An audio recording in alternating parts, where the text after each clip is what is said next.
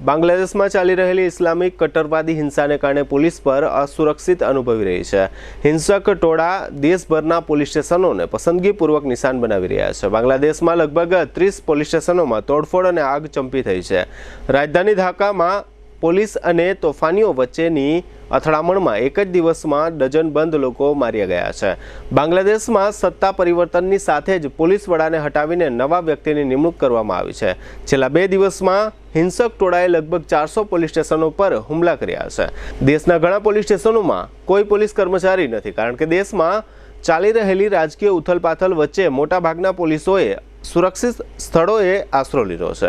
ઢાકા ટ્રિબ્યુને અહેવાલ આપ્યો છે કે અવામી લીગની અગાઉની સરકારના નજીકના ગણાતા મોટાભાગના વરિષ્ઠ અધિકારીઓ ભૂગર્ભમાં ઉતરી ગયા છે।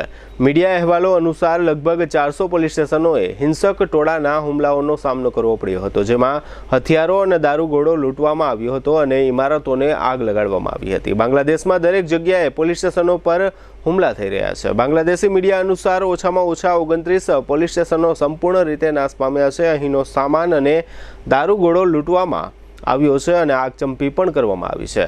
આ સિવાય અનેક પોલીસ સ્ટેશનોને પણ નિશાન બનાવવામાં આવ્યા છે। રાજધાની ઢાકા ઉપરાંત મીરપુર, ખુલના અને ચટ્ટોગ્રામ જેવા શહેરોમાં પણ પોલીસ કર્મીઓ વિરુદ્ધ હિંસા થઈ છે। અહેવાલો કહે છે કે સોમવારથી અત્યાર સુધીમાં સત્તા પરિવર્તનથી ઓછામાં ઓછા 50 પોલીસ કર્મીઓ માર્યા ગયા છે। આ ઉપરાંત ભાગી છૂટેલા વડાપ્રધાન શેખ હસીનાની રાજકીય પાર્ટીના 2 ડઝન જેટલા નેતાઓને જીવતા સળગાવી દેવામાં આવ્યા છે।